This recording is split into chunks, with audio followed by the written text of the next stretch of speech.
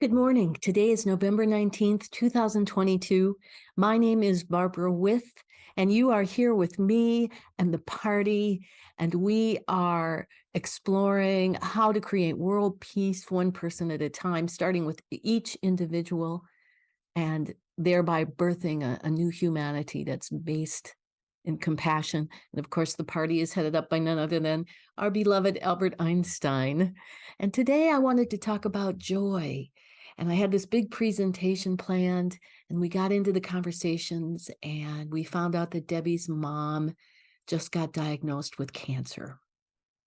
So the conversation went a little bit different, and I'm going to work on that, but I wanted to release just the channel, because what the party said about joy, I'm still meditating on it. It was so profound and so brilliant, like so much of Einstein's information is. So without further ado, here is that channel. I hope you find it as inspiring and thought-provoking as we all did. And so enjoy and welcome to the party. So let's take a couple deep breaths. Really feel that air flowing into your lungs. And then feel it as you exhale it out into the room, into the space around you. And connect to that unseen, the unseen breath that is our connection to our bodies, to our source, to everything, to life itself. So we will command that only the most divine light shine down upon you at this time, and the greatest good be present here. We are so pleased to come and talk to you about joy, because joy is one sometimes misunderstood emotion. And rest assured, it is an emotion.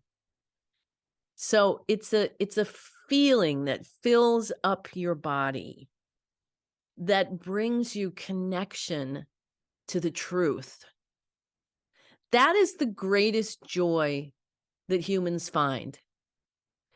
And it might seem odd to think that by discovering the truth, even if it's a difficult truth or a bad truth, that you can find joy from it. But there's a reverberation that takes place when you are feeling joy. Your body is reverberating at a very specific level. And it has to do with, how can we say this? It's sort of like all of the particles that are within your compilation of consciousness, everything that is contained within your specific compilation vibrates at the same frequency of recognition of truth. And this recognition of truth brings you freedom, because the truth sets you free. And freedom means that you are not contained or limited or dysfunctional or confined. And think of all those feelings. Being in a very limited space is uncomfortable. It can get you claustrophobic. And confined, unconnected. Those are the disjunctions. Those are the separations that happen within the human psyche when you are not vibrating at the level of truth. And it affects the whole entire operating system and consequently every aspect of your life. When you are disconnected and you're attached to things that are not healthy, when you're obsessing intellectually about a story that's keeping you tied somewhere. Think about all those things and how you physically feel. When you're obsessing about something, you actually physically can feel sick. And even if it's not a big obsession, it's just a little something that follows you around every day that you can't get rid of. Why did that person say that? Or what does that person think? Or where are they going? When you're in that place, you confine yourself. You're not seeing all of the whole entire spectrum of what there is to see as a human being. And part of this is that you've grown up in a culture that has discounted magic, that values work over freedom. It's a whole many generations of people who, for good reason, went to work to raise their families, to buy the houses, to buy the cars, to live in the culture of where you are acceptably. But really, that culture, which we've always said, this is one of the least spiritual cultures that ever existed on the planet. That culture is dying. And you are the joyful freedom fighters who are living the whole spectrum. And if you're not, you're intending to. You're constantly opening yourself up to more emotion. You're constantly opening yourself up to feeling deeper feelings, which is bringing with it the voice of intuition, the voice of God within you. And this miracle, we say this all the time, but it's true. This very fact that you can even be having these conversations and discerning between what is joy and what is confinement, this is so miraculous. It's so miraculous that we can have these conversations with you week after month, after year, after decade. And not just made up conversations, but information that you need that we can help you with. Insights that help you spark your own creativity, that help you get deeper inside yourself, that help you find that voice of God within you that we are reflecting. So the whole party, which is huge, this gathering of souls who are focused on this time, who are focused on helping every individual human to open up, to be fuller, richer, deeper. This is this exciting time of awakening. And we have no doubt whatsoever that despite any of the circumstances that come to pass, that you are powerful, connected, joyful women. And that by accepting and owning, oh, and the men out there too, yes, sorry, the men who are listening, you are connected, joyful people. And this is who you want to be. And even when you're sad, even when you struggle, even when you suffer, there's a bigger part of you that connects to the truth that you are a miracle just sitting in a chair. So truth will set you free. Truth will bring you joy, even in the saddest moments, the liberation that comes when you finally give up something you've been attached to, the happiness when you find within yourself the truth of the magnificent person that you are, and that you're here at this time to make a difference, to be this conscious person. It's almost as if there's no other reason for you to come here. You would not be happy in a vapid life where you were living totally constricted by culture. All of you lived there. You weren't happy. You had to break free and create for yourself a life for yourself that you have control over, that you accept and embrace, not trying to escape or flee. You're running right into yourself. And this is what's needed right now. And there's so much of this going on across the planet. We are and have been and have said to you that we are so excited about this time right now. That watching person after person wake up within themselves, start to feel that urge and say, what, why, how? Let's change. Let's pick up our power. It's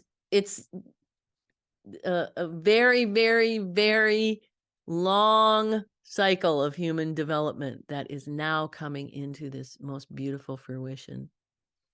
And we guarantee you, all of you who are listening to the sound of our voice, that when you take that step away from your body and you pass away and you go back into the operating system, that the joy that you feel is indescribable, because you don't get to just know the truth, you get to live the truth. And in a way, being human isn't the full truth. Well, it's all the truth, but because of the struggle that your intellect goes through during life of trying to master itself, there's times where you live under the lies. But after you pass, there is no lie. There is only truth. And we are here to continually remind you of the truth. Our words, we hope we weigh them to be beautiful, insightful, inspiring, honest, truthful, compassionate views to help widen your expanse, to help deepen your self-love, and to help more than ever and more than anything else, give back to the world the truth that you know just by living it, by speaking it. And the first truth is that you are compassion, and you've come here to learn how to demonstrate that compassion, first for yourself and then reflected in the world around you. And that is part and parcel of this new humanity that's being birthed. And so this cooperative effort that you're doing is applauded and appreciated and observed constantly and continually by this large party of souls who have found the truth and have pulled together to form this massive, compassionate intention to save the world.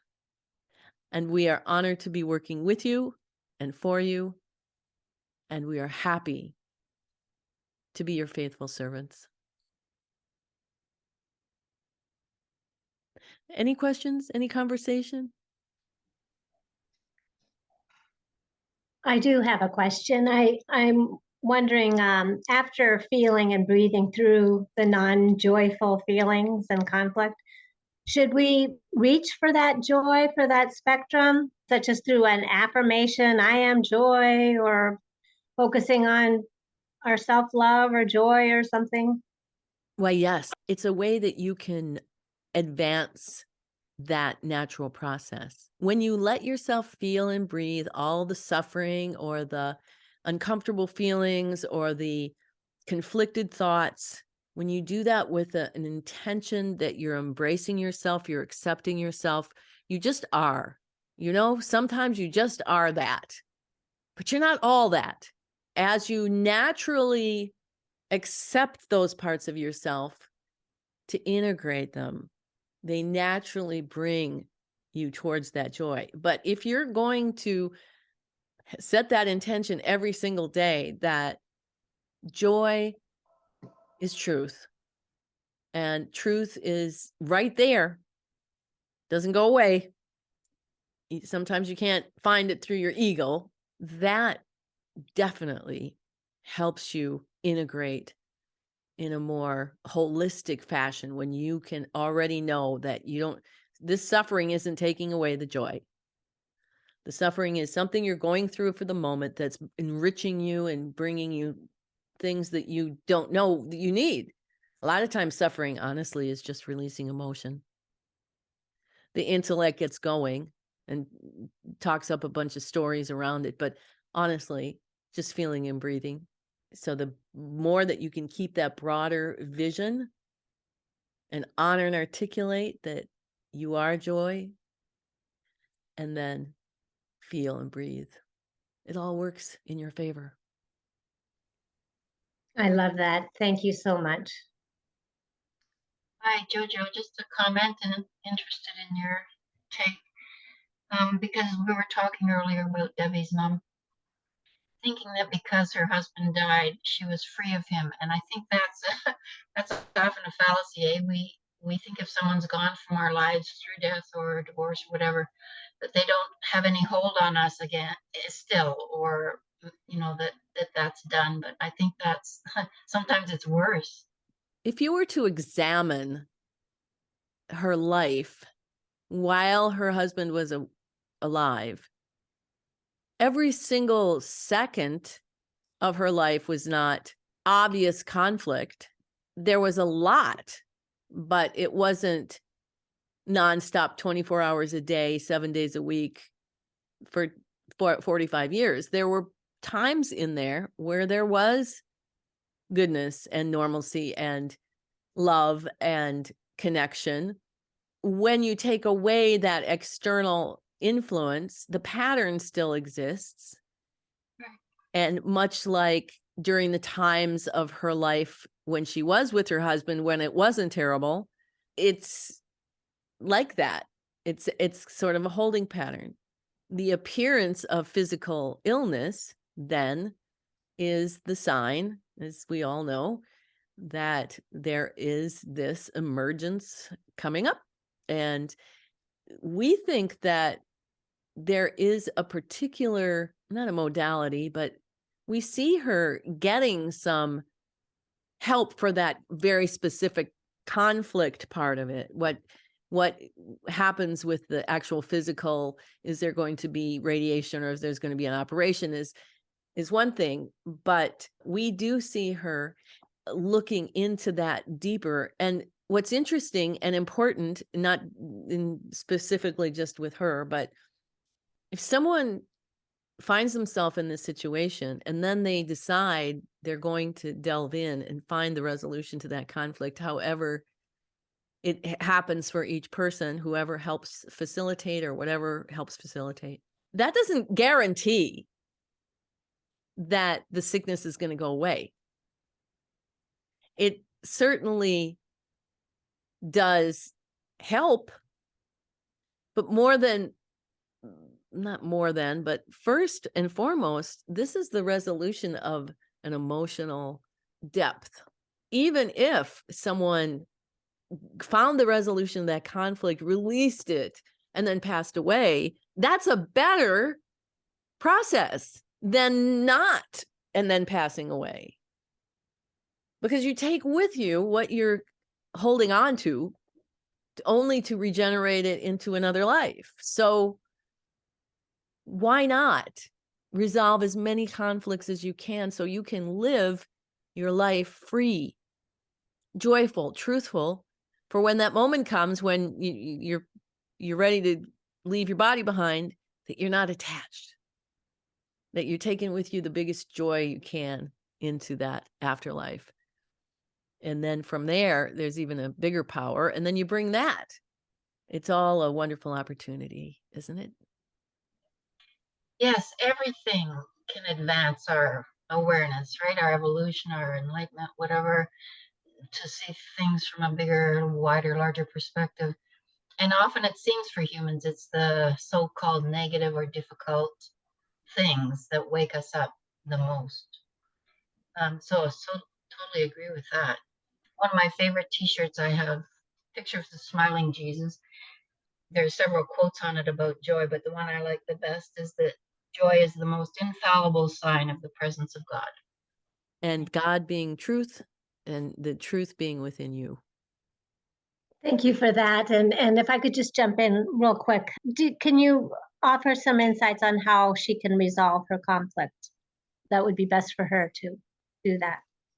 One of the important things is her intentional activation of her own intuition about it. In other words, part of the challenge and the rising above comes from her finding her way out of it. So intuitively, her being led to one little step at a time to find that right person to consult with, whether it's a German healing knowledge facilitator or a psychologist, or actually sitting down and doing conflict resolution. However it is, it's really important for her to want to do that. And that's why it's difficult for you, because you are more oriented towards an outcome or a process of, should it be this modality or that modality, or what is best? And what's best is her finding her way. And that's what's hard. She may or may not. How can you honor that? That's what's so important, is for her to find her way, not to decide on the modality. Does that make sense? Oh, absolutely. Yes. Thank you for that reminder. Very important. Yes. Thank you. And what's always important to remember is that for something that is as common as the death of a parent, it's one of the biggest incidences in life that there is. The richness that comes from that experience is inevitable, whether it's this way or that. So the more that you can embrace that with the gratitude that you've had her this long. Absolutely. Thanks you. Hello, Heike here. How could we increase the level of truth we let into our lives, or we discover in our lives, so that we, when our time comes, that we leave with the greatest level of truth we can gather? We would say probably the biggest factor is your ego. The ego is the part of yourself that messes with the whole system from the time you're born until the time you pass. The idea of getting that ego and those intellectual thoughts under control and mastered, so that you don't attach emotion to runaway thoughts. Anyone can have runaway thoughts, but when your runaway thoughts are suddenly fueled by some fear and then stories, then you're into a hole and you're not living in your truth. We strongly feel that emotion, really left on its own, flows. It isn't anything within the level of emotion that stops it from flowing. It's the thought processes. So when you look at the wave coming up from the source, and then there's the emotional level, and then it goes into the intuitive level, where the voice of emotion, the voice of compassion, that's all free and clear. That doesn't get affected. What get affected is when there's an intellectual story that then says, I'm not mad, and it redirects it back down into the abscess. If there's one thing, it would be to really, really master that intellect. And as we talked about last week, you have this super conscious level of intellect, very high level thoughts that are actually the thoughts of compassion. Your human range of hearing oftentimes drowns out those thoughts. So reducing them and living, just walking around every day in the street or at work with your friends, your family, to live in this realization of the temporary nature of being human and embracing it. The truth will bring that joy. And work on that intellect. Let it go. Thank you. We're going to close the channel at this time by telling you that we are so joyful. Just by nature, this experiment that we've been on for all these years is phenomenal.